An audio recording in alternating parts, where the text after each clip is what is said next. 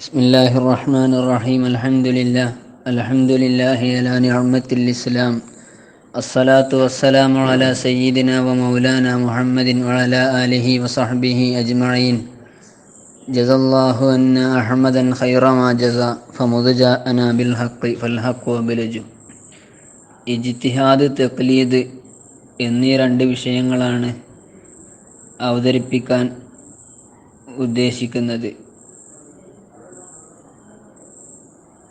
ഈ വിഷയാവതരണത്തിൽ പറയാൻ പോകുന്ന നക്കലുകൾ ഇവിടെ നേരത്തെ അയച്ച PDF കൊടുത്തിട്ടുണ്ട്. എല്ലാത്തിൻ്റെയും നക്കലുകളുണ്ട്. അത് ഓരോന്ന് വായിച്ച് സെപ്പറേറ്റ് ആയിട്ട് അർത്ഥം പറയുന്നില്ല എന്ന് മാത്രം. ആദ്യമായിട്ട് ഇജ്തിഹാദിനെ കുറിച്ച് പറയാം. ഇജ്തിഹാദ് എന്ന പദം 3 അർത്ഥത്തിൽ പ്രയോഗിക്കാറുണ്ട്. ഒന്ന് അതിൻ്റെ ഭാഷാപരമായ പ്രയോഗം, മറ്റൊന്ന് ഉസൂലുൽ ഫിഖ്ഹിൻ്റെ പണ്ഡിതന്മാർ ഉപയോഗിക്കുന്ന അർത്ഥം. അതാണ് നമ്മൾ സാധാരണ മുജ്തഹിദ് ഉണ്ടോ ഇല്ലയോ എന്നൊക്കെ ചർച്ച ചെയ്യുമ്പോൾ ആ അർത്ഥമാണ് പറയാറുള്ളത്. മൂന്നാമത്തത് ഇമാം ശാഫിഈ റഹിമഹുള്ളയുടെ ഒരു പ്രത്യേക ഉപയോഗവും. ഇതിൽ ഒന്നാമത്തത്, ഇജ്തിഹാദ് എന്നത് അറബി ഭാഷയിൽ വളരെ പ്രയാസകരമായ ജോലി ചെയ്യുന്നതിനാണ് പറയാം. സിമ്പിൾ ടാസ്കുകളാണെങ്കിൽ അതിന് ഇജ്തിഹാദ് എന്ന് പറയൂല. ഉദാഹരണത്തിന് ഒരു പുസ്തകം എടുത്ത് പൊന്തിക്കുന്നു, അല്ലെങ്കിൽ ഒരു പേന പൊക്കുന്നു, ഇതിന് ഇജ്തഹദ ഫുലാനുൻ ഫീ കദ എന്ന് പറയൂല. അതേസമയം ഒരു വ്യക്തി വലിയ ഒരു പാറ എടുത്ത് പൊക്കാൻ ശ്രമിച്ചാൽ അതിനെക്കുറിച്ച് ഇജ്തഹദ ഫുലാനുൻ ഫീ കദ എന്ന് പറയാൻ പറ്റും. അപ്പോൾ ഇതാണ് ഇതിൻ്റെ ഭാഷയിലുള്ള അർത്ഥം. ഇനി ശാഫിഈ ഇമാമ് ഇജ്തിഹാദ് എന്ന് പ്രയോഗിക്കുമ്പോൾ അതിന് മറ്റൊരർത്ഥമുണ്ട്. അത് ഖിയാസ്, നമ്മൾ സുന്നത്ത്, ഇജ്മാഅ്, ഖിയാസ് എന്ന് പറയുമല്ലോ. ആ അർത്ഥത്തിലുള്ള ഖിയാസിനെ കുറിച്ച് ഇമാം ശാഫിഈ റഹിമഹുള്ള ഇജ്തിഹാദ് എന്ന് പ്രയോഗിച്ചിട്ടുണ്ട്. മൂന്നാമത്തെ അർത്ഥം, അതാണ് സാധാരണയായിട്ട് നമ്മൾ ഉപയോഗിക്കാറുള്ളത്, ഉസൂൽ ഫിഖ്ഹിൻ്റെ ഭാഷയിലുള്ളത്. അതിൻ്റെ അറബിയിലുള്ള ഡെഫിനിഷൻ, നിർവചനം ഇങ്ങനെ പറയാം: ഇസ്തിഫ്റാഉൽ ഫഖീഹി അൽ വുസ്അ ലിതഹ്സീലി ദന്നിൻ ബിഹുക്മിൻ. മലയാളീകരിക്കുമ്പോൾ ഒരു മുജ്തഹിദ് തൻ്റെ മാക്സിമം കഴിവ് ഉപയോഗിക്കുക. ഇങ്ങനെ ഉപയോഗിച്ച് അള്ളാഹുവിൻ്റെ വിധികൽപ്പനകൾ, ഇതിനെക്കുറിച്ചുള്ളൊരു ധാരണ ഉണ്ടാക്കിയെടുക്കുക. ഈ വിഷയത്തിൽ അള്ളാഹു എന്താണ് എന്നോട്, അല്ലെങ്കിൽ മുക്കല്ലഫായ ഒരു മനുഷ്യനോട് സംബോധന ചെയ്യുന്നത്, അള്ളാഹുവിൻ്റെ നിർദ്ദേശം എന്താണ് എന്നതിൽ ഒരു ധാരണ ലഭിക്കാൻ വേണ്ടി തൻ്റെ മാക്സിമം കഴിവ് ഉപയോഗിക്കുക. ഇതിനാണ് ഇജ്തിഹാദ് എന്ന് പറയുന്നത്. ഈ ടേമുകളെ വിശദീകരിച്ചുകൊണ്ട് പറയുന്നത് കാണാം. ഇസ്തിഫ്റാഉൽ ഫഖീഹി അൽ വുസ്അ, തൻ്റെ മാക്സിമം കഴിവ് ഉപയോഗിക്കുക എന്ന് പറഞ്ഞാൽ അതിൻ്റെ ഉദ്ദേശം, ഇനി ഇതിൻ്റെ അപ്പുറത്തേക്ക് എനിക്ക് ഈ വിഷയത്തിൽ ഗവേഷണം ചെയ്യാൻ കഴിയും എന്നൊരു ധാരണ ഇല്ലാത്തിടത്തോളം ആ വിഷയത്തിൽ പരിശ്രമിക്കണം. ഉദാഹരണം പറയാം, ഒരാളുടെ കയ്യിൽ 10 ലക്ഷം ഹദീസുകളുണ്ട്. അദ്ദേഹം 8 ലക്ഷം ഹദീസുകളിൽ മാത്രമാണ് ഗവേഷണം നടത്തിയത്. 2 ലക്ഷം ഹദീസ് ബാക്കിയുണ്ടെങ്കിൽ ഈ 8 ലക്ഷം ഹദീസുകളിൽ നടത്തിയ ഗവേഷണം, ഇതിനെക്കുറിച്ച് ഇജ്തിഹാദ് എന്ന് പറയില്ല. ഇജ്തിഹാദ് എന്ന് പറയില്ല എന്ന് പറഞ്ഞാൽ ഭാഷാപരമായി പറയാം. പക്ഷേ ഉസൂലുൽ ഫിഖ്ഹിൻ്റെ, നമ്മൾ സംസാരിക്കുന്ന, നമ്മൾ സാധാരണ സംവാദ വിഷയങ്ങൾ എടുക്കാറുള്ള ഇജ്തിഹാദ്, ആ ഇജ്തിഹാദ് എന്ന് അതിനെക്കുറിച്ച് പറയാൻ പറ്റൂല. അപ്പോൾ ബാക്കിയുള്ള 2 ലക്ഷം ഹദീസുകളിൽ കൂടെ നടത്തണം. ഇങ്ങനെ തൻ്റെ മാക്സിമം കഴിവ് ഉപയോഗപ്പെടുത്തണം. ഇതിനാണ് ഇജ്തിഹാദ് എന്ന് പറയുക. ഇമാം ഗസാലി റഹിമഹുള്ള അവരുടെ അൽ മുസ്തസ്ഫ എന്ന് പറയുന്ന ഗ്രന്ഥത്തിൽ പറയുന്നത് കാണാം, ഇജ്തിഹാദ് അമ്മ അർക്കാനുഹു ഫസലാസ, അതിന് 3 അവിഭാജ്യ ഘടകങ്ങളുണ്ട് ഇജ്തിഹാദിന്. ഒന്ന് അൽ മുജ്തഹിദു, ഈ ഇജ്തിഹാദ് ചെയ്യുന്ന വ്യക്തിയാണ്. 2 അൽ മുജ്തഹദു ഫീഹി, ഏത് വിഷയത്തിലാണ്, എവിടെയാണ് ഇജ്തിഹാദ് ചെയ്യുന്നത്, ഇത്. മൂന്നാമത്തത് നഫ്സുൽ ഇജ്തിഹാദ്, ഇജ്തിഹാദ് എന്ന പ്രോസസ്സ്, ആ പ്രക്രിയ. ഇങ്ങനെ 3 അവിഭാജ്യ ഘടകങ്ങൾ ഇജ്തിഹാദിനുണ്ട് എന്ന് പറഞ്ഞുകൊണ്ട് അതിനെ ഓരോന്നിനെയും വിശദീകരിക്കുന്നുണ്ട്. അപ്പം അതിൽ ഇജ്തിഹാദ് എന്താണ് എന്ന് നമ്മൾ വിശദീകരിച്ചു. ഇനി ആരാണ് മുജ്തഹിദ്, അതുപോലെ എവിടെയാണ് ഇജ്തിഹാദ് ചെയ്യേണ്ടത്? ഈ രണ്ട് കാര്യങ്ങളാണ് ശ്രദ്ധിക്കാനുള്ളത്. രണ്ടാമത്തെ ഭാഗം അൽ മുജ്തഹദ് ഫീഹി, ഏത് വിഷയത്തിൽ എവിടെയാണ് ഇജ്തിഹാദ് ചെയ്യുക എന്നത്. അതിനെക്കുറിച്ച് ഇമാം ഗസാലി റഹിമഹുല്ല തന്നെ അവരുടെ അൽ മുസ്തസ്ഫയിൽ പറയുന്നത് കാണാം. അർ റുക്നു സാലിസു അൽ മുജ്തഹദു ഫീഹി എന്ന് പറഞ്ഞിട്ട് പറയുന്നു, വൽ മുജ്തഹദു ഫീഹി കുല്ലു ഹുക്മിൻ ശർഈൻ ലൈസ ഫീഹി ദലീലുൻ ഖത്ഇയ്യുൻ, ഖത്ഇയായ അബ്സല്യൂട്ട് സുനിശ്ചിതമായ തെളിവില്ലാത്തിടത്ത് മാത്രമാണ് ഇജ്തിഹാദ് ചെയ്യാൻ പറ്റുക. സുനിശ്ചിതമായ ഖത്ഇയായ മറ്റൊന്നിന് സാധ്യതയില്ലാത്ത രീതിയിലുള്ള തെളിവ്. ഖത്ഇന്റെ ഡെഫിനിഷൻ മാല യഹ്തമിലു ഗൈറഹു, ഇതല്ലാത്ത ഒന്നിന് സാധ്യതയില്ല, ഇതിന് മാത്രമേ സാധ്യതയുള്ളൂ. ഇങ്ങനത്തെ കാര്യങ്ങൾക്കാണ് ഖത്ഇ എന്ന് പറയാം. അപ്പോൾ ഇങ്ങനെ ഖത്ഇയായ ഒരു കാര്യം ഖുർആനിലോ ഹദീസിലോ മറ്റോ വന്നാൽ പിന്നെ ആ വിഷയത്തിൽ ഇജ്തിഹാദ് ഇല്ല. ഖത്ഇ ഇല്ലാത്ത വിഷയങ്ങളിലാണ്, ഖത്ഇയായ ദലാലത്ത് ഇല്ലാത്ത വിഷയത്തിലാണ് ഇജ്തിഹാദ് ചെയ്യേണ്ടത് എന്ന്. അപ്പോൾ ഖുർആന് വ്യക്തമായി പറഞ്ഞൊരു കാര്യം, അതിൽ പിന്നെ ഇജ്തിഹാദിന് സ്കോപ്പില്ല. അപ്പോൾ 5 വക്ത നിസ്കാരമുണ്ട്, അത് ഇസ്ലാമിൽ ഖത്ഇയായിട്ട് അറിയപ്പെട്ടതാണ്, എല്ലാവർക്കും അറിയാം, ബില്ലറൂർ അറിയപ്പെട്ടതാണ്. അതുപോലെ നോമ്പ്, സക്കാത്ത്, ഹജ്ജ്. ഇനിയിപ്പോൾ ഒരു മുജ്തഹിദ് വന്നിട്ട് അല്ലെങ്കിൽ ഒരാൾ വന്നിട്ട് ഹജ്ജ് ഇസ്ലാമിൽ ഫർളാണോ അല്ലയോ എന്ന് ഞാൻ ഇജ്തിഹാദ് ചെയ്യട്ടെ എന്ന് പറയുന്നതിന് സ്കോപ്പില്ല. കാരണം അത് ഖത്ഇൻ അറിയപ്പെട്ട കാര്യങ്ങളാണ്. ഖത്ഇയായിട്ട് ഇല്ലാത്ത കാര്യങ്ങളിൽ മാത്രമാണ് ഇജ്തിഹാദ് പറ്റുക. ഖത്ഇയായ വിഷയങ്ങളിൽ ഇജ്തിഹാദ് ചെയ്യരുത്, ഇജ്തിഹാദിന് സ്കോപ്പില്ല എന്ന് പറയുന്നതിൻ്റെ കാരണം അയിമത്ത് വിശദീകരിച്ചിട്ടുണ്ട്. ഖത്ഇ എന്ന് പറയുമ്പോൾ 100% ഉറപ്പാണ്, അത് തന്നെയാണ്. ഉദാഹരണത്തിന് സുബഹി നിസ്കാരത്തിൽ ഖുനൂത്ത് സുന്നത്താണ് എന്ന് ഖത്ഇയായ വിഷയമാണെങ്കിൽ അത് 100% ഉറപ്പാണല്ലോ. മാലാ യഹ്തമിലു ഗൈറഹു, ഇതല്ലാത്ത ഒന്നിന് സാധ്യതയില്ല. ഇതല്ലാത്ത ഒന്നിന് സാധ്യത ഇല്ലെങ്കിൽ പിന്നെ ആ വിഷയത്തിൽ ഇജ്തിഹാദ് ഇനി മറ്റൊരു അഭിപ്രായം ഉണ്ടോ എന്ന് നോക്കുക, അത് ബുദ്ധിയില്ലായ്മയാണല്ലോ. അതുകൊണ്ടാണ് ഖത്ഇയായ വിഷയങ്ങളിൽ ഇജ്തിഹാദ് നടക്കുകയില്ല, ഇജ്തിഹാദ് നടത്തരുത്, ഇജ്തിഹാദിന് സ്കോപ്പില്ല എന്ന് പറയാനുള്ള കാരണം. ഇനി മുജ്തഹിദിനെ കുറിച്ചുള്ള ചർച്ചയാണ്.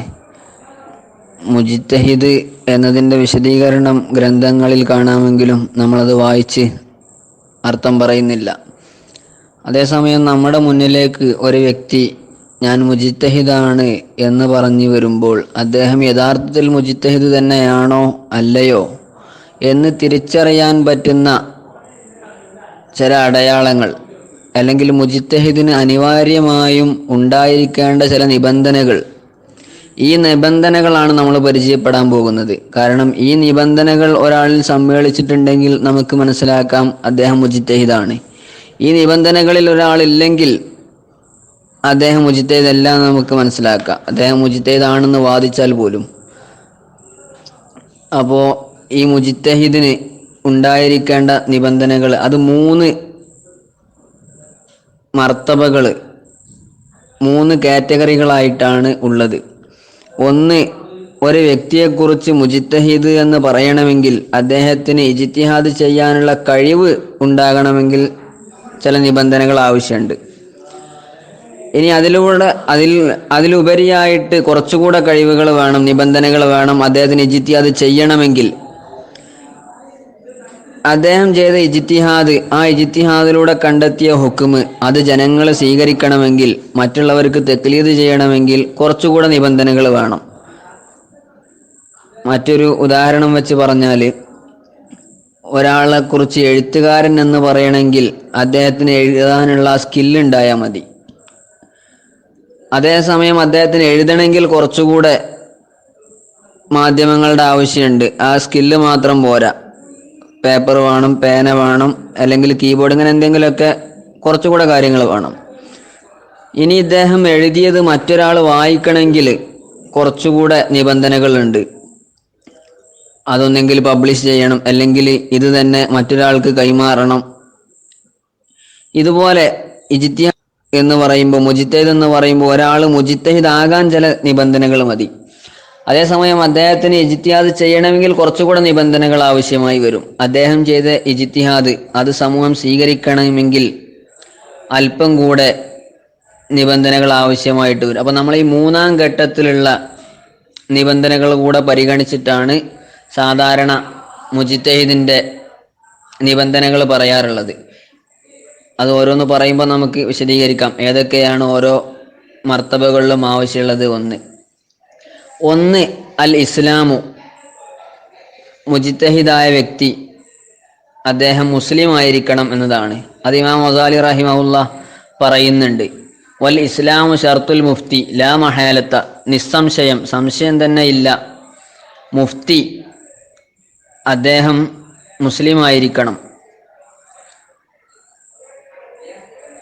ഈ ഉസൂൽ ഫിഖ്ഹിൽ മുഫ്തി, ഫഖീഹ്, മുജ്തഹിദ് ഈ പദങ്ങളെല്ലാം ഇന്റർചേഞ്ചബിൾ ആയിട്ട് പരസ്പരം അങ്ങോട്ടും ഇങ്ങോട്ടും ഒരേ അർത്ഥത്തിൽ ഉപയോഗിക്കുന്നതാണ്. അപ്പോൾ ഇവിടെ മുഫ്തി എന്ന് പറഞ്ഞാൽ മുജ്തഹിദ് തന്നെയാണ് അതിൻ്റെ ഉദ്ദേശം.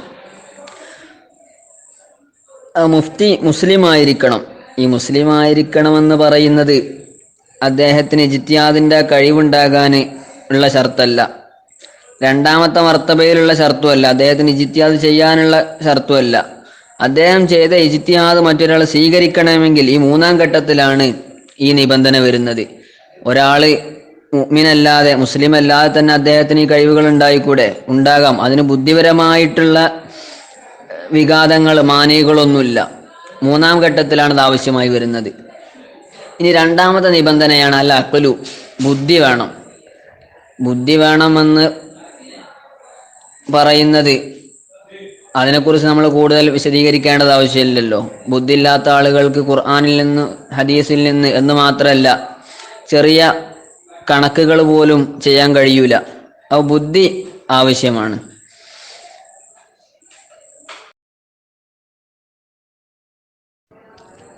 മൂന്നാമത്തെ നിബന്ധനയാണ് അൽ ബുലൂഗു, പ്രായപൂർത്തി. മേജറായിരിക്കണം, മൈനറാകാൻ പാടില്ല എന്നത്. ഈ ബുലൂഗ് ഉണ്ടായിരിക്കണമെന്ന് പറയുന്നത് ഒന്നാം മർത്തബയിലോ രണ്ടാം മർത്തബയിലോ ആവശ്യമായി വരുന്ന നിബന്ധനയല്ല, മൂന്നാം മർത്തബയിലാണ് ഈ നിബന്ധന വരുന്നത്. എന്ന് പറഞ്ഞാൽ ഒരു വ്യക്തി അദ്ദേഹത്തെക്കുറിച്ച് മുജ്തഹിദ് എന്ന് പറയണമെങ്കിൽ, അല്ലെങ്കിൽ അദ്ദേഹത്തിന് ഇജ്തിഹാദിൻ്റെ യോഗ്യത ഉണ്ടാകണമെങ്കിൽ ബുലൂഗായിരിക്കണമെന്നില്ല. കാരണം ബുലൂഗ് എത്താത്ത ഒരാൾക്കും ആ ഉണ്ടാകാം.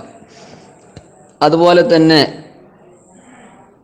ഇത്തരത്തിലുള്ളൊരു വ്യക്തിക്ക് ഇജ്തിഹാദ് ചെയ്യണമെങ്കിലും ബുലൂഗ് എത്തണമെന്നില്ല. ബുലൂഗ് എത്താത്ത വ്യക്തിക്ക് ഇത്തരം കഴിവുണ്ടായി അദ്ദേഹം ഇജ്തിഹാദ് ചെയ്തു, അതും സംഭവ്യമാണ്.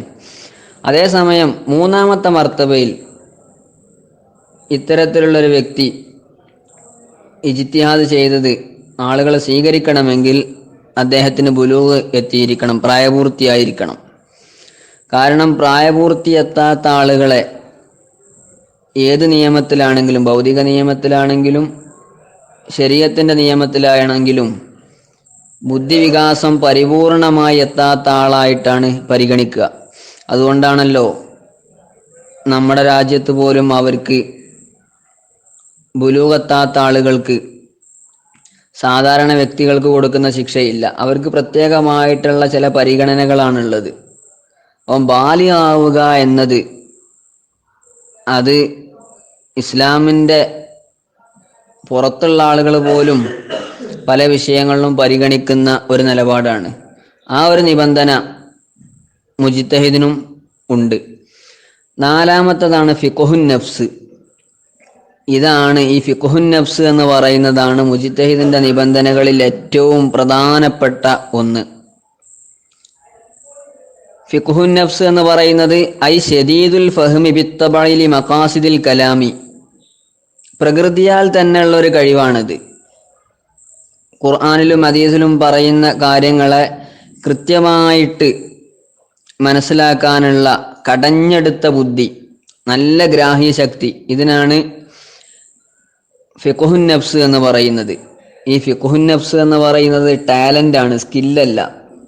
സ്കില്ലാകുമ്പോൾ നമുക്ക് വികസിപ്പിച്ചെടുക്കാൻ കഴിയും. അതേസമയം ടാലന്റ് ആകുമ്പോൾ അത് നമുക്ക് ജന്മസിദ്ധിയായിട്ട് ലഭിക്കണം. ഫിഖ്ഹുൻ നഫ്സ് എന്ന് പറയുന്നത് ടാലന്റ് ആണ്. അത് ഇമാമുൽ ഹറമൈനി പറയുന്നുണ്ട്.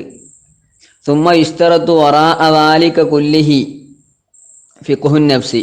ഒരുപാട് നിബന്ധനകൾ പറഞ്ഞിട്ട് പറഞ്ഞു ഇതിൻ്റെ ഒക്കെ ഉപരിയായിട്ട്, ഇതിൻ്റെ ഒക്കെ പുറമെ ഫിഖ്ഹുൻ നഫ്സ് എന്ന് പറയുന്ന ഒരു വിശേഷണം ഇദ്ദേഹത്തിൽ ഉണ്ടായിരിക്കണം. ഫഹുവ റഅ്സുമാലിൽ മുജ്തഹിദി. മുജ്തഹിദിന്റെ മൂലധനം, ക്യാപിറ്റലാണിത്. മൂലധനം ഇല്ലാതെ, ക്യാപിറ്റൽ ഇല്ലാതെ ഒരാൾക്ക് ബിസിനസ് ചെയ്യാൻ കഴിയൂലല്ലോ. അപ്പോൾ ഇതില്ലാതെ മുജ്തഹിദിന് ഒന്നും ചെയ്യാൻ സാധിക്കില്ല. അദ്ദേഹം മുജ്തഹിദ് തന്നെ ആവുകയില്ല എന്നാണ് പറയുന്നത്. എന്നിട്ട് പറയുന്നു വലാ യതഅത്താ കസ്ബുഹു. ഇതിനെ ആർജിച്ചെടുക്കാൻ കഴിയൂല, പരിപോഷിപ്പിച്ചെടുക്കാൻ കഴിയില്ല. ഫൈൻ ജുബില അലാ ദാലിക ഫഹുവൽ മുറാദു. ഇദ്ദേഹത്തിന് പ്രകൃതിയാൽ തന്നെ, ഇൻബോൺ ആയിട്ട് തന്നെ ഈ ഒരു കഴിവ് കിട്ടിയിട്ടുണ്ടെങ്കിൽ അതാണ് നമ്മൾ ഈ പറയുന്ന ഫിഖ്ഹുൻ നഫ്സിന്റെ ഉദ്ദേശം. ഇങ്ങനെ ഫിഖ്ഹുൻ നഫ്സ് എന്ന് പറയുന്ന ഈ കഴിവ് ഇത് ആർജിച്ചെടുക്കാൻ കഴിയില്ല എന്ന് ഇമാമുൽ ഹറമൈനി മാത്രമല്ല മറ്റുള്ള അയിമത്തും രേഖപ്പെടുത്തി വെച്ചിട്ടുണ്ട്. അപ്പോൾ ഇത് വലിയൊരു കഴിവാണ്. ഒരു ദലീൽ കൊണ്ടുവന്നാൽ ഒരു കാര്യം സുന്നത്താണ്, കറാഹത്താണ്, വാജിബാണ് എന്നതിനൊരു ആയത്ത് അല്ലെങ്കിൽ ഹദീസ് കൊണ്ടുവന്നാൽ അതിനെക്കുറിച്ച് കൃത്യമായിട്ട് അതിൻ്റെ സിഹത്തും ഫസാദും അതുപോലെ തെർത്തീബുൽ അതില്ല ഇതൊക്കെ അറിയണം. അതിനു പുറമെ മസ്അലകൾ തമ്മിലുള്ള ജംഉം ഫർഖും, ചിലപ്പോൾ മസ്അലകൾ രണ്ടും ഒരുപോലെയായിരിക്കും. അപ്പം നമുക്ക് തോന്നും ഇതിൻ്റെ ഹുക്കുമും ഒരുപോലെ തന്നെയാണ് വരേണ്ടത്, രണ്ടിടത്തും കറാഹത്താണ് വരേണ്ടത്, അല്ലെങ്കിൽ രണ്ടിടത്തും ഹറാമാണ് വരേണ്ടത്. പക്ഷെ അത് തമ്മിൽ നേരിയ ചെറിയ വ്യത്യാസങ്ങൾ ഉണ്ടാവും, ചെറിയ ഡിമാർക്കേഷൻ ഉണ്ടാവും. ഈ ഡിമാർക്കേഷനുകളെ കൃത്യമായിട്ട് മനസ്സിലാക്കുക, അതാണ് ജംഉ ഫർഖ് എന്ന് പറയുന്നത്. ഇതിനുള്ള കഴിവ് ഇതൊക്കെ ഉണ്ടായിരിക്കണം. ഇതൊന്നും ആർജിച്ചെടുക്കാൻ കഴിയില്ല. ഇത് മുജ്തഹിദിന് ഉണ്ടായിരിക്കേണ്ട മുഖ്യമായ ഒരു നിബന്ധനയാണ്. ഈ നിബന്ധന ആവശ്യമാണോ അല്ലയോ? തീർച്ചയായും ആവശ്യമാണ്. കാരണം ഖുർആന് ഹദീസ് എന്ന് പറയുന്നത് അതിലെല്ലാ വിഷയങ്ങളിലും ഒളിഞ്ഞു കിടക്കുന്നുണ്ട്. അപ്പോൾ ഈ ഖുർആനിൽ നിന്നും ഹദീസിൽ നിന്നും കാര്യങ്ങൾ കൃത്യമായിട്ട് മനസ്സിലാക്കണമെങ്കിൽ അത് ചിന്തയിലൂടെയാണ് നടക്കുക. ചിന്തയാകുമ്പോൾ അവിടെ തെർത്തീബുൽ അതില്ല. നമുക്കറിയുന്ന കാര്യങ്ങൾ വെച്ചിട്ട് അറിയാത്ത കാര്യത്തിലേക്കുള്ള പ്രയാണമാണ്. അപ്പോൾ അതിലുള്ള ഓരോ ഖളിയകളും ഓരോ പ്രിമൈസുകളും ശരിയാണോ തെറ്റാണോ എന്ന് മനസ്സിലാക്കണം. അതുപോലെ വ്യത്യസ്തമായ മസ്അലകൾ, ഇതിനിടയിലുള്ള സാമ്യത, ഒരുപോലെ തോന്നുന്ന മസ്അലകൾ, ഇതിനിടയിലുള്ള വൈജാത്യം ഇത് മനസ്സിലാക്കണം. ഇതിന് ശദീദുൽ ഫഹ്മ് അല്ലെങ്കിൽ ഫിഖ്ഹുൻ നഫ്സ് എന്ന് പറയുന്ന ഈ ടാലന്റ് ആവശ്യമാണ്.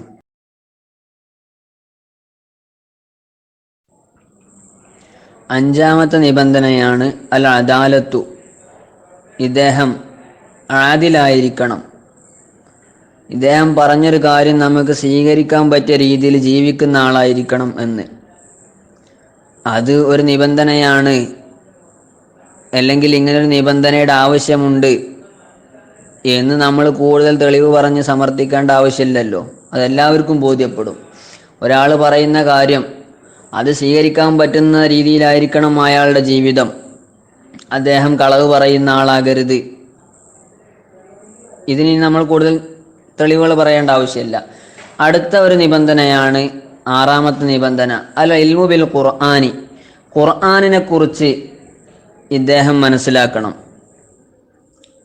ഖുർആനെ കുറിച്ച് മനസ്സിലാക്കണം എന്ന് പറയുന്നത് ഒരു നിബന്ധനയാണ്. ഈ നിബന്ധന എന്തുകൊണ്ട് അയിമ്മത്ത് നിബന്ധനയാക്കി വെച്ചു? ഇതും നമ്മൾ കൂടുതൽ തെളിവ് പറയേണ്ട ആവശ്യമില്ല. കാരണം ഖുർആനിലാണല്ലോ ഇജ്തിഹാദ് നടത്തുന്നത്. അപ്പോൾ പിന്നെ ഖുർആനെ കുറിച്ച് അറിയണം. ഖുർആനെ കുറിച്ച് അറിയണമെന്ന് പറയുമ്പോൾ ഖുർആന് 30 ജുസും ഹിഫ്ളാക്കേണ്ടതുണ്ടോ? അതില്ല എന്നാണ് പറയുന്നത്. കാരണം ഒരു വ്യക്തി അദ്ദേഹത്തിൻ്റെ ഇജ്തിഹാദിൻ്റെ സമയത്ത് അദ്ദേഹത്തിന് ആയത്തുകൾ ലഭ്യമാവുക എന്നതാണ് പ്രാധാന്യം. അത് അത് ഹിഫ്ളിലൂടെ ആയാലും ഹിഫ്ളിലൂടെ അല്ലാതെ ആയാലും ശരി. അതുകൊണ്ട് തന്നെ ഉസൂൽ ഫിഖിന്റെ ഗ്രന്ഥങ്ങളിൽ പറയുന്നത് കാണാം, ഖുർആൻ ഹിഫ്ളാക്കണം എന്ന ഒരു നിബന്ധനയില്ല. ഖുർആനെ കുറിച്ചുള്ള അറിവ് എന്ന് പറഞ്ഞാൽ ഖുർആനിന്റെ ആശയങ്ങൾ മാത്രം അറിയുക എന്നല്ല. ഖുർആനിൽ നാസിഖായ ആയത്തുകൾ ഉണ്ടാകും, മൻസൂഖായ ആയത്തുകൾ ഉണ്ടാകും. ഇതിനെക്കുറിച്ച് മനസ്സിലാക്കണം. അതുപോലെ മുഖയ്യദ്, മുജ്മല്, മുഫസ്സല്, ഇങ്ങനെ വളരെ വിശദമായിട്ട് ഉലൂമുൽ ഖുർആനുമായി ബന്ധപ്പെട്ട ഒരുപാട് ചർച്ചകളുണ്ട്. ആം, ഖാസ്, മുഹ്കം, മുതശാബിഹ്, ഇതൊക്കെ മനസ്സിലാക്കണം. ഇത് മനസ്സിലാക്കിയിട്ടില്ലെങ്കിൽ ഇദ്ദേഹം ചെയ്യുന്ന ഇജ്തിഹാദ്, അതിലൂടെ കിട്ടുന്ന ഹുക്കുമ് അത് തെറ്റിപ്പോകും. ഉദാഹരണത്തിന് നമ്മൾ ഇന്ന് ഓതുന്ന ഖുർആനിൽ സ്ത്രീകൾ 1 വർഷം ഇരിക്കണം എന്ന രീതിയിലുള്ള ആയത്തുണ്ട്.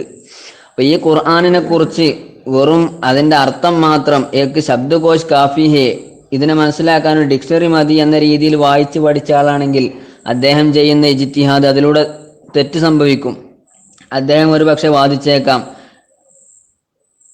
സ്ത്രീ 1 വർഷം ഇരിക്കണമെന്ന്. യഥാർത്ഥത്തിൽ ആ ആയത്ത് അത് മൻസൂഖായ ആയത്താണ്. അതിന് നാസിഖായിട്ടുള്ള മറ്റൊരായത്തുണ്ട്. അപ്പൊ നാസിഖ്, മൻസൂഖ്, മുജ്മൽ, മുബയ്യന്, മുത്ലഖ്, മുഖയ്യദ്, നസ്, ലാഹിർ, ഇങ്ങനെ ഖുർആനുമായി ബന്ധപ്പെട്ട ഒരുപാട് അറിവുകളുണ്ട്. ആ അറിവുകളെല്ലാം വേണമെന്നാണ് ഖുർആനിനെ കുറിച്ചുള്ള അറിവുണ്ടായിരിക്കണം എന്ന് പറയുന്നതിന്റെ ഉദ്ദേശം. അല്ലാതെ വെറും ഖുർആനിന്റെ അർത്ഥം അറിഞ്ഞിരിക്കണം എന്നല്ല.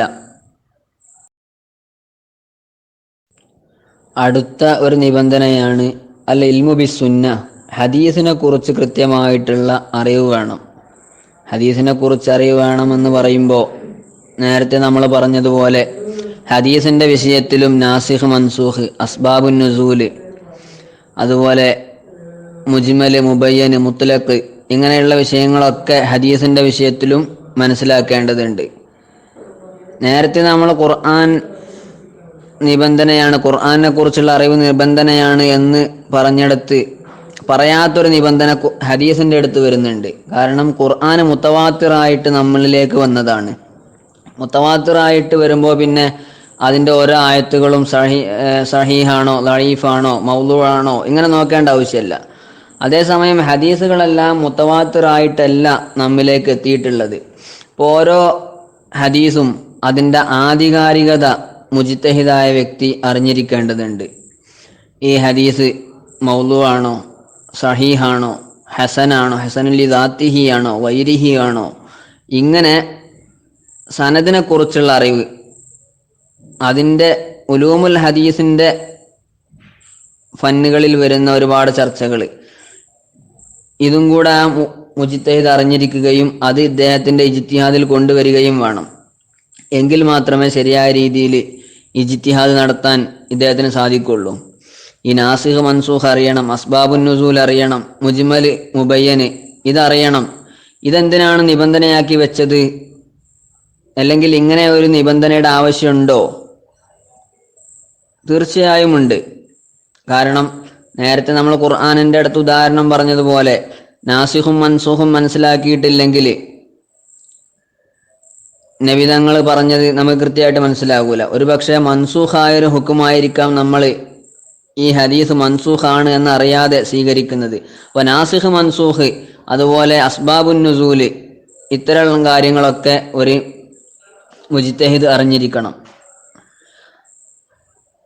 അടുത്ത നിബന്ധനയാണ്, ഷർത്താണ് മഅരിഫത്തുൽ ലുഗത്തിൽ അറബിയ്യ. അറബി ഭാഷയിൽ കൃത്യമായ അറിവ് വേണം. അറബി ഭാഷയെ ഒരു മുജ്തഹിദ് അറിഞ്ഞിരിക്കണം, അല്ലെങ്കിൽ അതിനെക്കുറിച്ച് നല്ല അഗാധമായ അറിവ് വേണം എന്ന് പറയുന്നത് എന്തിനാണ് ഇജ്തിഹാദിന്റെ യോഗ്യതയാക്കി, ഇജ്തിഹാദിന്റെ നിബന്ധനയാക്കി, ഷർത്താക്കി വെച്ചത് എന്നത് നമ്മൾ കൂടുതൽ വിശദീകരിക്കേണ്ടതില്ല. കാരണം അറബി ഭാഷയിലാണല്ലോ ഖുർആനും ഹദീസും ഉള്ളത്. അറബി ഭാഷയാണല്ലോ നമ്മുടെ ശരീഅത്തിന്റെ ഭാഷ. ഒരു ഭാഷയിലുള്ള ഗ്രന്ഥങ്ങൾ അത് ഇന്റർപ്രറ്റ് ചെയ്യുകയാണെങ്കിൽ ആ ഭാഷയെക്കുറിച്ച് അറിവ് വേണം. ഈ അറബി ഭാഷയിൽ അറിയണമെന്ന് പറയുമ്പോൾ അതിൽ എത്രത്തോളം അറിവ് വേണം? അതിനെക്കുറിച്ച് ഉസൂൽ ഫിഖ്ഹിന്റെ ഗ്രന്ഥങ്ങളിൽ അയിമത്ത് പറയുന്നത് കാണാം. അതൊരു മുത്തവസ്സിത്ത്, ഒരു മീഡിയം കഴിവുണ്ടായാൽ മതി. വലിയ കഴിവ് വേണമെന്നില്ല.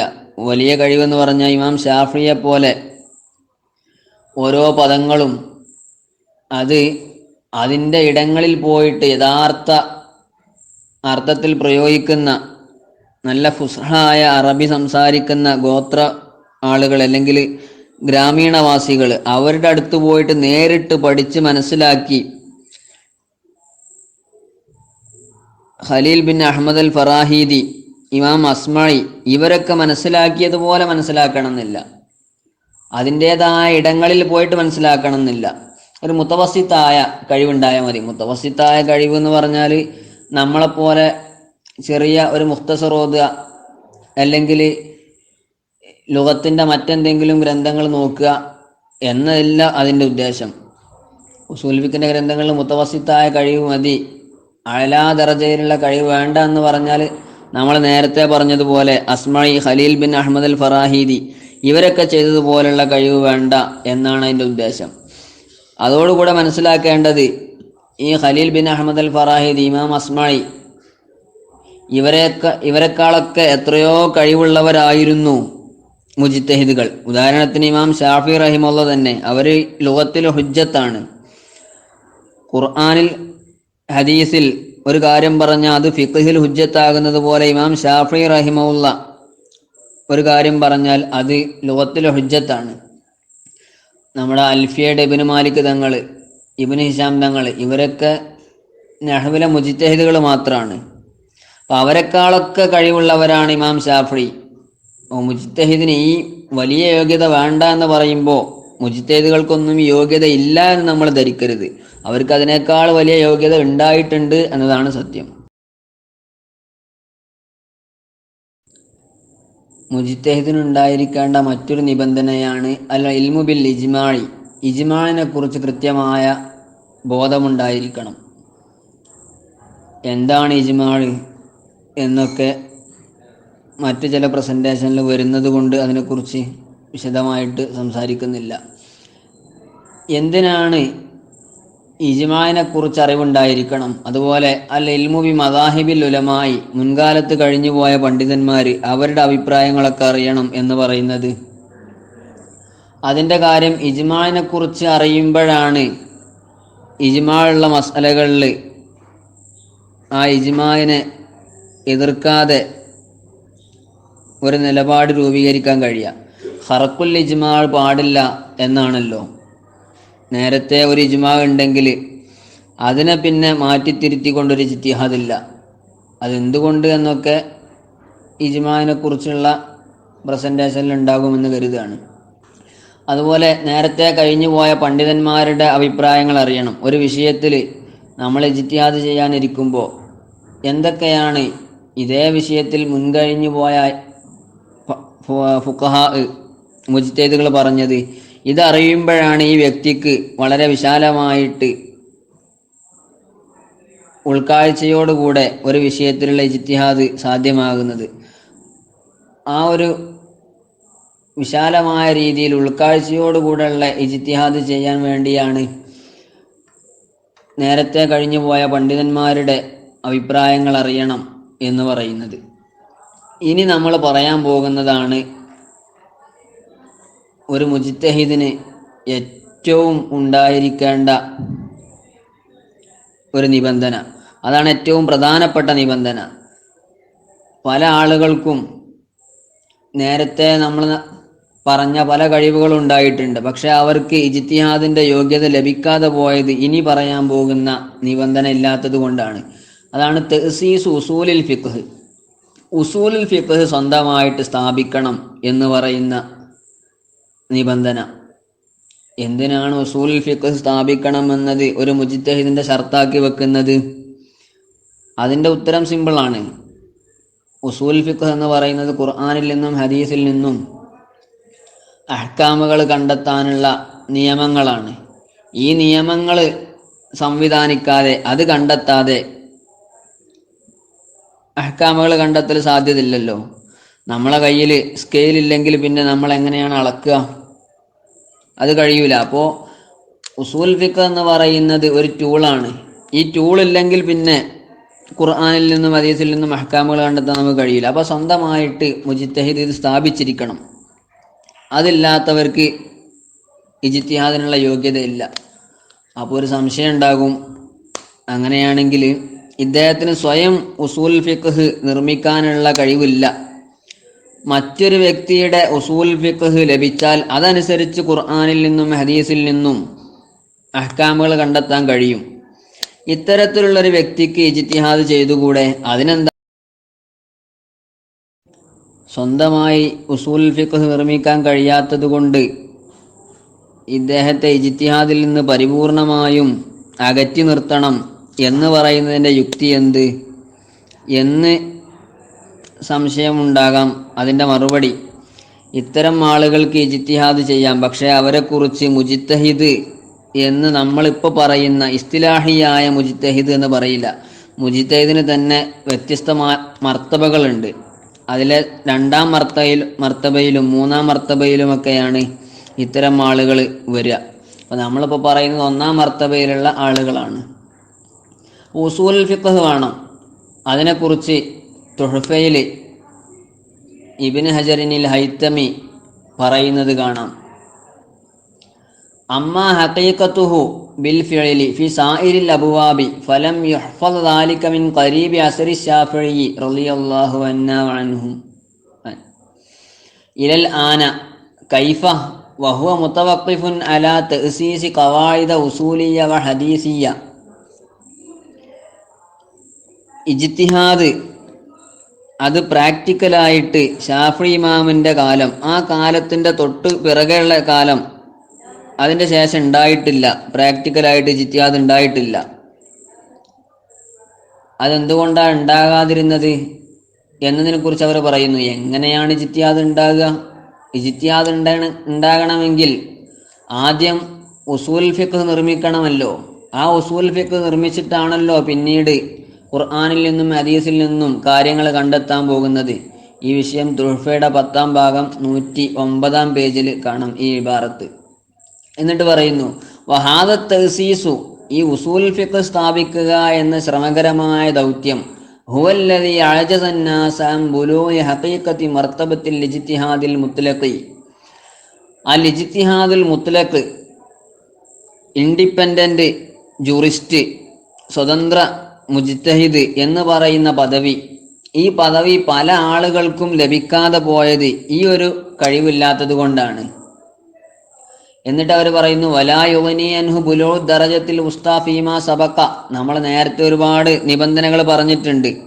അതിലൊക്കെ ഒരു മീഡിയം കഴിവുണ്ടായാൽ മതി എന്നും പറഞ്ഞു. ആ കഴിവുള്ളത് കൊണ്ട് ഇത് കഴിയൂല.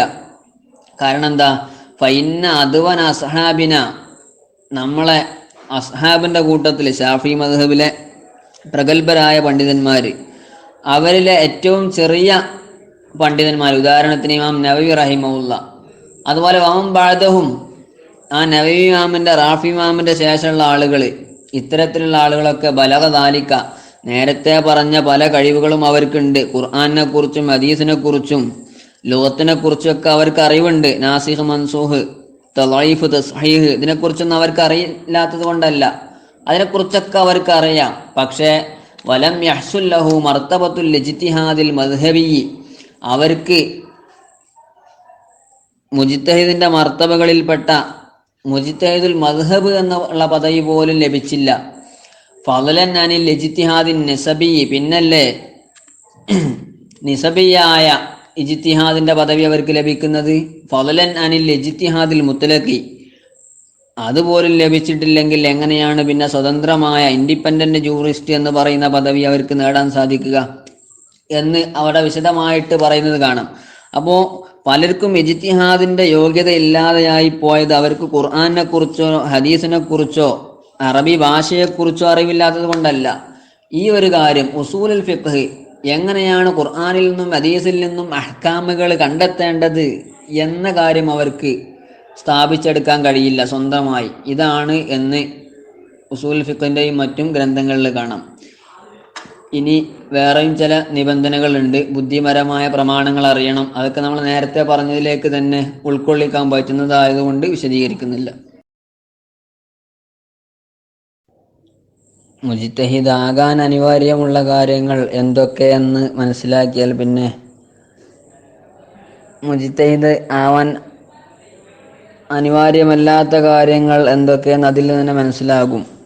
പക്ഷെ അങ്ങനെ മനസ്സിലാകുമെങ്കിലും ചില കാര്യങ്ങളെ പണ്ഡിതന്മാർ പ്രത്യേകം എടുത്തു പറഞ്ഞിട്ടുണ്ട്. ഈ കാര്യങ്ങളൊന്നും നിബന്ധനയില്ല എന്ന്. അങ്ങനെ പറയാനുള്ള കാരണം ഇതൊക്കെ നിബന്ധനയാണ് എന്ന് ഒരുപക്ഷെ പലരും തെറ്റായിട്ട് മനസ്സിലാക്കാൻ സാധ്യത ഉള്ളതുകൊണ്ടാണ്. അത്തരത്തിലുള്ള ചില കാര്യങ്ങളാണ്. ഒന്ന്, ഹുർരിയത്ത്, ദുക്കൂറത്ത്. വലാ തുഷ്തറത്തു ദുക്കൂറത്തു വൽ ഹുർരിയത്തു. പുരുഷനായിരിക്കണമെന്നോ സ്വതന്ത്രമായ ആളായിരിക്കണമെന്നോ നിബന്ധനയില്ല. സ്ത്രീയാകാം, ഇത് രണ്ടും അല്ലാത്ത തേർഡ് ജെൻഡർ എന്നൊക്കെ പല രീതിയിലും അറിയപ്പെടുന്ന അവരും ആകാം. ഇനി സ്വതന്ത്രനായ വ്യക്തി തന്നെ ആകണമെന്നില്ല, അടിമയുമാകാം. അതുപോലെ ഇൽമുൽ കലാം വളരെ വിശദമായിട്ട് അറിയണമെന്നില്ല. ഇത്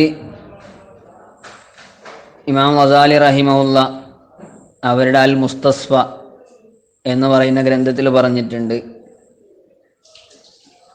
അതുപോലെ തസ്നീഫുൽ മസാമിഅ് ബിശറഹി ജംഇൽ ജവാമിഅ് ഇതുപോലുള്ള ഗ്രന്ഥങ്ങളിലൊക്കെ ഇതിനെക്കുറിച്ചുള്ള വിശദീകരണങ്ങളുണ്ട്, എന്തൊക്കെയാണ് നിബന്ധന ഇല്ലാത്തത് എന്ന്. ഇവിടെ നമ്മൾ മനസ്സിലാക്കേണ്ട ഒരു കാര്യം, സാധാരണ ഇസ്ലാമിനെതിരെ വരുന്ന ഒരു ആരോപണമാണ് ഫിഖ്ഹ് അത് മെയിൽ ഓറിയൻറ്റഡ് ആണ്, പുരുഷ കേന്ദ്രീകൃതമാണ്. അതിൻ്റെ കാരണം പുരുഷന്മാരാണ് ഇജ്തിഹാദ് നടത്തിയത്, ഇജ്തിഹാദിൽ സ്ത്രീകൾക്ക് റോളില്ല എന്ന് പറയാറുണ്ട്. അപ്പം അതിൻ്റെ ഒരു മറുപടി കൂടെ നമുക്ക് ഇവിടുന്ന് മനസ്സിലാക്കാം. ഇജ്തിഹാദ് അതിൽ പുരുഷനാകണമെന്നോ പുരുഷനാകരുത് എന്നോ ഇങ്ങനെ യാതൊരു നിബന്ധനയുമില്ല. സ്ത്രീകളാണെങ്കിലും ഇജ്തിഹാദ് ചെയ്യാം, സ്ത്രീകളല്ലാത്തവർക്കും ഇജ്തിഹാദ് ചെയ്യാം. അപ്പോൾ ഈ ഒരു കാരണം കൊണ്ടാണ് ഫിഖ്ഹ് മെയിൽ ഓറിയൻറ്റഡ് ആയത്, പുരുഷ കേന്ദ്രീകൃതമായത്. അങ്ങനെ പുരുഷ കേന്ദ്രീകൃതമാണോ അല്ലേ അത് മറ്റൊരു ചർച്ചയാണ്. ആ ഒരു വാദം തൽക്കാലം അംഗീകരിച്ചുകൊണ്ടാണ് പറയുന്നത്. ഇവിടെ നമുക്ക് മറുപടി പറയാൻ പറ്റിയൊരു പോയിന്റാണിത്.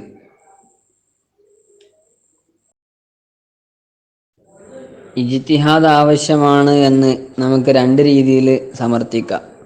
ഒന്ന് ബുദ്ധിപരമായിട്ട്, അഖലിയായിട്ട്. രണ്ടാമത്തത് നഖലിയായിട്ട്, നിവേദനപരം, ഖുർആനിൽ നിന്നും ഹദീസിൽ നിന്നും പണ്ഡിതന്മാരുടെ കിതാബുകളിൽ നിന്നുമുള്ള ഉദ്ധരണികൾ എടുത്തുദ്ധരിച്ചുകൊണ്ട്. അതിലൊന്നാമത്തെ രീതി ബുദ്ധിപരമായിട്ട് ഇജ്തിഹാദിനെ സമർത്ഥിക്കുക എന്നത് വളരെ സിമ്പിളാണ്. നമ്മൾ അല്പം ചില പ്രിമൈസുകൾ നിരത്തി വെച്ചാൽ മതി. അതിൽ ഒന്ന്, ഒരു മുഅ്മിനായ വ്യക്തിയുടെ എല്ലാ പ്രവർത്തനങ്ങളും ഖുർആനും സുന്നത്തും അനുസരിച്ച് ആയിരിക്കണം. രണ്ടാമത്തത്, ഖുർആനിൽ എല്ലാ വിഷയങ്ങളെയും കുറിച്ച് പ്രതിപാദിച്ചിട്ടുണ്ട്, എല്ലാ അഹ്കാമുകളും ഖുർആനിലുണ്ട്. മൂന്നാമത്തത്, ഖുർആനിൻ്റെ വിശദീകരണം നബിതങ്ങളെയാണ്, റസൂലുള്ളാഹി സ്വല്ലല്ലാഹു അലൈഹി വസല്ലമ തങ്ങളെയാണ് അല്ലാഹു തആല ഏൽപ്പിച്ചിട്ടുള്ളത്. നാലാമത്തേത്, റസൂലുള്ളാഹി സ്വല്ലല്ലാഹു അലൈഹി വസല്ലമ തങ്ങൾ നമുക്ക് ഖുർആൻ വിവരിച്ച് തന്നത് ഹദീസിലൂടെയാണ്. ഈ ഹദീസിലൂടെ വിശദീകരിച്ച് തന്നപ്പോൾ അതിൽ സുവ്യക്തമായിട്ട് ഇനി മറ്റൊരു ഗവേഷണത്തിന് സാധ്യതയില്ലാത്ത വിധം വിശദീകരിച്ച കാര്യങ്ങളുണ്ട്. അതുപോലെ മറ്റു ഗവേഷണങ്ങൾക്ക് സാധ്യതയുള്ള വിധം വിശദീകരിച്ച കാര്യങ്ങളുമുണ്ട്. മറ്റൊരു ഭാഷയിൽ പറഞ്ഞാൽ കൃത്യമായി ഒരു നിലപാട് പറഞ്ഞ വിഷയങ്ങളുണ്ട്. ഇനി അങ്ങനെയല്ലാതെ കൃത്യമായ നിലപാട് പറയാത്ത വിഷയങ്ങളുമുണ്ട്. അപ്പോൾ നബിതങ്ങൾ കൃത്യമായി നിലപാട് പറഞ്ഞ വിഷയങ്ങളാണെങ്കിൽ അതിൽ ഖുർആനും സുന്നത്തും അനുസരിച്ച് ജീവിക്കാൻ വളരെ സിമ്പിളാണ്, അതങ്ങ് സ്വീകരിച്ചാൽ മതി. ഈ കൃത്യമായ നിലപാട് പറയാത്ത വിഷയങ്ങളിലും ഖുർആനും സുന്നത്തും അനുസരിച്ച് തന്നെയാണല്ലോ ജീവിക്കേണ്ടത്. അപ്പോൾ അതെങ്ങനെയാണ് സാധിക്കുക എന്നുള്ളൊരു ചോദ്യമാണ്. ആ ചോദ്യത്തിൻ്റെ സ്വാഭാവികമായിട്ടുള്ള മറുപടി, അത് നബിതങ്ങൾ പറഞ്ഞതിൽ നിന്ന്, ഖുർആനിൽ നിന്ന്, അതിൻ്റെ പദവിന്യാസത്തിൽ നിന്നും, അതിൻ്റെ ആന്തരികമായ അർത്ഥങ്ങളിൽ നിന്നും, ആയത്തിൻ്റെ ഉള്ളിൽ നിന്നുമൊക്കെ നമ്മൾ കണ്ടെത്തുക. എന്നിട്ട് നബിതങ്ങൾ പറഞ്ഞ ഇഷാറത്തുകൾ, പൊതുവായ പ്രയോഗങ്ങൾ, ഇതിൽ നിന്നൊക്കെ കണ്ടെത്തുക. അങ്ങനെ കണ്ടെത്തി നമുക്ക് ജീവിക്കാം എന്നതാണ് എൻ്റെ മറുപടി. അതെ, അങ്ങനെ കണ്ടെത്തുന്നതിന് തന്നെയാണ് ഇജ്തിഹാദ് എന്ന് പറയുന്നത്. അപ്പോൾ ഇജ്തിഹാദിന്റെ ആവശ്യകത എങ്ങനെ ബുദ്ധിപരമായി സമർത്ഥിക്കുന്നു ചോദിച്ചാൽ, നബിതങ്ങൾ കൃത്യമായ നിലപാട് പറഞ്ഞു തരാത്ത വിഷയങ്ങളിൽ ഖുർആനും സുന്നത്തും അനുസരിച്ച് ജീവിക്കണമെങ്കിൽ ഒറ്റ മാർഗമേ ഉള്ളൂ, ഇജ്തിഹാദ് എന്നത്.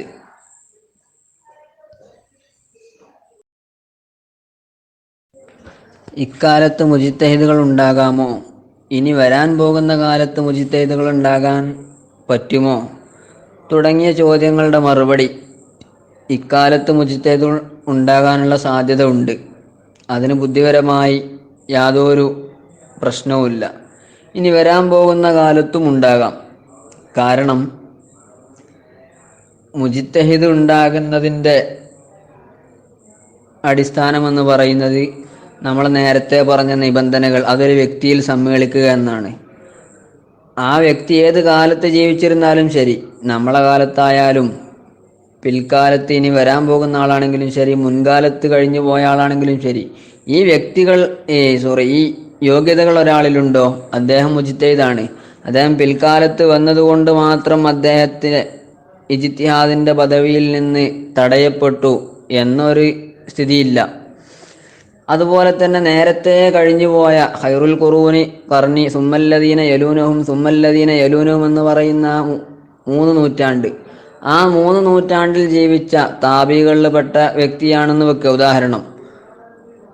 അക്കാലത്തൊരു വ്യക്തി ജീവിക്കുകയും അദ്ദേഹത്തിന് ഈ നിബന്ധനകളില്ല എന്ന് വെക്കുകയും ചെയ്താൽ പിന്നെ അദ്ദേഹം മുജ്തഹിദല്ല. അപ്പം നേരത്തെ കഴിഞ്ഞുപോയി അല്ലെങ്കിൽ പിൽക്കാലത്ത് വന്നു, ഇതല്ല ഇജ്തിഹാദിന്റെ മാനദണ്ഡം. ഒരാൾ മുജ്തഹിദ് ആണോ അല്ലയോ, അല്ലെങ്കിൽ മുജ്തഹിദ് ഉണ്ടാകാൻ പറ്റുമോ ഇല്ലയോ, അതിൻ്റെ കാലഗണനയല്ല. ഈ യോഗ്യതകൾ ഉണ്ടാകാൻ പറ്റുമോ ഇല്ല എന്നതാണ്. പിന്നെ ഈ യോഗ്യതകൾ ഉള്ളവരൊന്നുണ്ടോ ഇല്ലയോ, അതിനെക്കുറിച്ച് നമുക്ക് 2 രീതിയിൽ പറയാം. ഒന്ന്, യോഗ്യതകളുണ്ട്, ഇത്തരത്തിലുള്ള മുജ്തഹിദുകൾ ഉണ്ട് എന്ന് ഒരാൾ വാദിക്കുകയാണെങ്കിൽ, അല്ലെങ്കിൽ ഞാൻ അങ്ങനൊരു മുജ്തഹിദാണ് എന്നൊരാൾ പറയുകയാണെങ്കിൽ അദ്ദേഹം നമ്മളെ മുന്നിലേക്ക് വരട്ടെ, നമുക്ക് ഈ പറയുന്ന നിബന്ധനകളെല്ലാം അദ്ദേഹത്തിൽ സമ്മേളിച്ചിട്ടുണ്ടോ എന്ന് നോക്കാം. അങ്ങനെ നമുക്ക് മനസ്സിലാക്കാം. മറ്റൊന്ന്, പണ്ഡിതന്മാർ, മുൻകാലത്ത് കഴിഞ്ഞുപോയ പണ്ഡിതന്മാർ ഈ വിഷയത്തിൽ എന്താണ് പറഞ്ഞിട്ടുള്ളത് എന്ന്. അത് നമ്മൾ നേരത്തെ പറഞ്ഞുവല്ലോ. ഇബ്നു ഹജർ റഹിമഹുള്ള തുഹ്ഫ 10ാം ഭാഗം അതിൻ്റെ 150ാം പേജിൽ പറഞ്ഞു, ശാഫിഈ ഇമാമിൻ്റെ കാലത്തിൻ്റെ തൊട്ട് ശേഷം കുറച്ചുകൂടെ കാലം, അതിൻ്റെ ശേഷം പിന്നെ മുത്തലക്ക് മുജ്തഹിദുകൾ ഉണ്ടായിട്ടില്ല എന്ന്.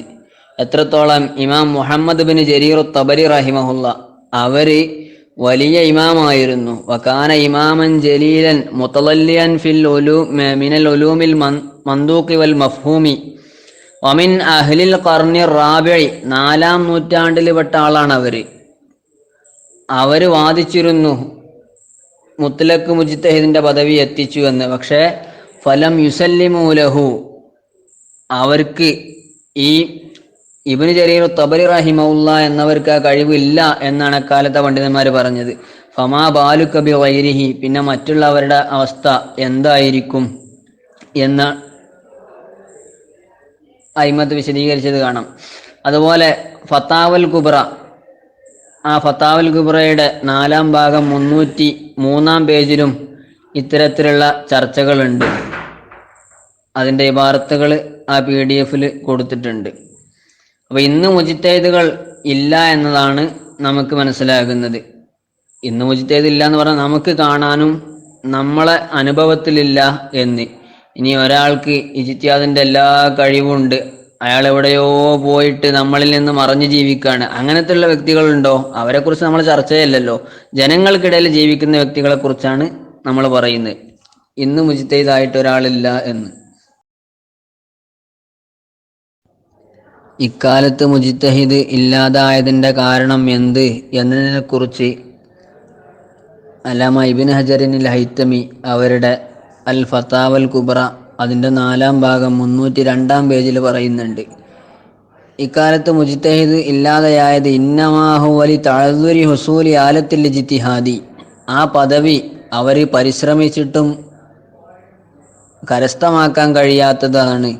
ലാലിൽ ഇറാലിയൻ ത്വരീഖിഹി, ഇജ്തിഹാദിന്റെ ആ മർത്തബയിലേക്കുള്ള പരിശ്രമം അവരൊഴിവാക്കിയത് കൊണ്ടല്ല. കാരണം എന്താ?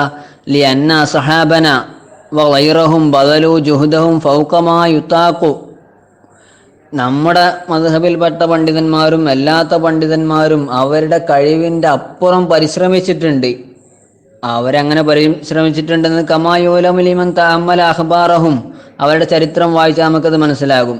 വമഅദാലിക, അവരിങ്ങനെയൊക്കെ പരിശ്രമിച്ചിട്ടും ഫലം യദ്ഫറു ബി റുതുബത്തിൽ ഇജ്തിഹാദിൽ മുത്ലഖി കമാ മറ, നേരത്തെ നമ്മൾ വിശദീകരിച്ചതുപോലെ അവർക്ക് മുത്ലഖ് മുജ്തഹിദിന്റെ പദവി എത്തിക്കാൻ സാധിച്ചില്ല, അത് കരസ്ഥമാക്കാൻ സാധിച്ചില്ല. അപ്പോൾ അവർ ശ്രമിക്കാത്തത് കൊണ്ടല്ല, അത് അത്രയും വലിയ പ്രയാസകരമായ നിബന്ധനകളും മറ്റും ഉള്ളത് കൊണ്ടാണ് എന്ന് ഇബ്നു ഹജറിൽ ഹൈതമി പറയുന്നത് കാണാം.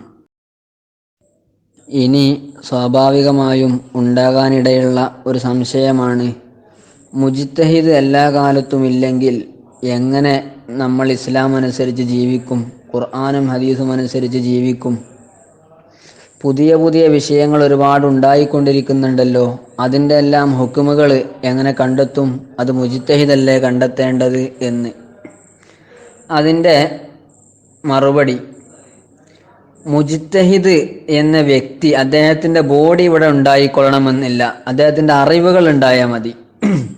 അതൊന്നുകൂടെ വിശദീകരിച്ച് പറയുകയാണെങ്കിൽ, നമ്മൾ അല്ലാഹു തആലയാണ് നമ്മുടെ ദൈവം, അള്ളാഹുവിനെയാണ് നമ്മൾ ആരാധിക്കുന്നത്. ഈ അള്ളാഹുവിനെ നമ്മൾ നേരിട്ട് കാണുന്നില്ല എന്നതുകൊണ്ട് നമുക്ക് ഇസ്ലാം അനുസരിച്ച് ജീവിക്കുന്നതിന് യാതൊരു പ്രയാസവും ഇല്ലല്ലോ. ഇനിയിപ്പോൾ സഹാബത്തിൻ്റെ കാലം എടുക്കുകയാണെങ്കിൽ, നബി തങ്ങൾ 23 വർഷം അവർക്ക് ദീന് പഠിപ്പിച്ചു കൊടുത്തു. അക്കാലത്ത് അവർക്ക് വഹി വന്നിരുന്നു, എല്ലാ വിഷയങ്ങൾക്കും കൃത്യമായിട്ട് നബി തങ്ങൾ തീരുമാനം പറഞ്ഞു കൊടുത്തിരുന്നു. നബി തങ്ങൾ വഫാത്തായി പോയപ്പോൾ സഹാബത്തൊന്നായിട്ട് വിളിച്ചു പറഞ്ഞിട്ടില്ല, മുഹമ്മദ് റസൂലുള്ളാഹി സ്വല്ലല്ലാഹു അലൈഹി വസല്ലം തങ്ങൾ വഫാത്തായി, ഇനി ഇവിടെ ആർക്കും ഇസ്ലാം അനുസരിച്ച് ജീവിക്കാൻ കഴിയൂല, നുബുവത്ത് നിന്നുപോയി, വഹി നിന്നുപോയി, ഇനി ഇസ്ലാം അനുസരിച്ച് ജീവിക്കാൻ കഴിയൂല എന്ന് സഹാബത്ത് പരിതപിച്ചിട്ടില്ല. അതിൻ്റെ ശേഷം താബികളുടെ കാലഘട്ടം വന്നു. ഹിജ്റ 100 വർഷം എന്നാണ് 1-ാം നൂറ്റാണ്ട്. ആ ഹിജ്റ 100-ാം വർഷത്തിൻ്റെ ഉള്ളിൽ തന്നെ എല്ലാ സഹാബത്തും വഫാത്തായി. ഹിജ്റ 101 ഒരു സഹാബിയും ജീവിച്ചിരുന്നിട്ടില്ല. അപ്പോൾ ഈ താബികൾ നിലവിളിച്ചിട്ടില്ല, ഇനി ഞങ്ങൾക്ക് ഇസ്ലാം അനുസരിച്ച് ഇവിടെ ജീവിക്കാൻ കഴിയില്ല, സഹാബത്തൊക്കെ മരണപ്പെട്ടു പോയി, അവർ നബിതങ്ങളിൽ നിന്ന് കൃത്യമായിട്ട് നേരിട്ട് ദീനിനെ മനസ്സിലാക്കിയ ആളുകളാണ്, ഇസ്ലാം ഇതോടുകൂടെ തകർന്നു പോയി എന്ന് അവർ ടെൻഷൻ അടിച്ചിരുന്നിട്ടില്ല. കാരണം സഹാബത്ത് ഇവിടെ നബിതങ്ങളിൽ നിന്ന് മനസ്സിലാക്കിയ അറിവ് പിൽക്കാലക്കാർക്ക് എത്തിച്ചു കൊടുത്തിട്ടുണ്ട്. അതുപോലെ താബികളെല്ലാവരും അല്പകാലം കഴിഞ്ഞപ്പോൾ വഫാത്തായിപ്പോയി. അതിൻ്റെ ശേഷമുള്ള ആളുകളെല്ലാവരും മുസ്ലിങ്ങൾ അല്ലെങ്കിൽ മറ്റുള്ള അയിമത്ത് ഇനി ഇവിടെ ഇസ്ലാം അനുസരിച്ച് ജീവിക്കാൻ കഴിയൂല എന്ന് പറഞ്ഞിട്ടില്ല. കാരണം അപ്പോഴും അവരുടെ ആ അറിവ് നിലനിൽക്കുന്നുണ്ട്. ഈ അറിവനുസരിച്ചാണ് നമ്മൾ ജീവിക്കുന്നത്. പിന്നെ ഷാഫി ഇമാം, ഹംബലി ഇമാം, അബു ഹനീഫ ഇമാം, ഇങ്ങനെയുള്ള ഇമാമുമാർ വന്നു. ഇവരുടെ ശിഷ്യന്മാർ ഇവർ വഫാത്തായപ്പോൾ വിളിച്ചു പറഞ്ഞിട്ടില്ല, അല്ലെങ്കിൽ സഹതപിച്ചിട്ടില്ല, നിരാശരായിട്ടില്ല, ഇനി ഇസ്ലാം അനുസരിച്ച് ജീവിക്കാൻ കഴിയൂല എന്ന്. അവരൊക്കെ മനസ്സിലാക്കിയത് ഇനിയും ഇസ്ലാം അനുസരിച്ച് തന്നെ ജീവിക്കാം. ഷാഫി ഇമാം വഫാത്തായാലും അഹ്മദ് ബിൻ ഹംബൽ തങ്ങൾ വഫാത്തായാലും എല്ലാം. കാരണം അവരുടെ അറിവ് ഇവിടെ നിലനിൽക്കുന്നുണ്ട്. അപ്പോൾ അറിവ് നിലനിൽക്കുക എന്നതാണ്. അതുപോലെ തന്നെ ഇക്കാലത്തും മുജ്തഹിദിന്റെ ബോഡി ഇവിടെ ഉണ്ടാകണമെന്നില്ല. ആ മുജ്തഹിദുകൾ പറഞ്ഞു വെച്ച അറിവുകൾ ഉണ്ടായാൽ മതി. അതിന്ന് നമ്മുടെ കയ്യിലുണ്ട്, 4 മദ്ഹബുകളായിട്ടുണ്ട്. ഇനിയിപ്പോൾ മുജ്തഹിദിന്റെ ബോഡി മാത്രം ഉള്ളത് കൊണ്ട് കാര്യമല്ല. ഉദാഹരണം പറയാം, നമ്മളെ കേരളത്തിൽ 14 ജില്ലകളുണ്ട്. ഈ 14 ജില്ലകളിലും ഓരോ മുജ്തഹിദ് ഉണ്ട് എന്ന് വെക്കുക ഇക്കാലത്ത്. പക്ഷെ എല്ലാ മുജ്തഹിദും ക്വാറന്റൈൻ ഇല്ല. നമ്മൾ ഒരു മുജ്തഹിദിനോടും നമുക്ക് അങ്ങോട്ട് സംസാരിക്കാൻ കഴിയുന്നില്ല, അദ്ദേഹത്തിന് ഇങ്ങോട്ടും സംസാരിക്കാൻ കഴിയുന്നില്ല. എല്ലാ രീതിയിലുള്ള ആശയവിനിമയത്തിന്റെ എല്ലാ മാർഗങ്ങളും അടഞ്ഞു കിടക്കുക. പിന്നെ അദ്ദേഹം അവിടെ ഉണ്ടായിട്ട് എന്താ കാര്യം? ഒരു കാര്യമില്ല.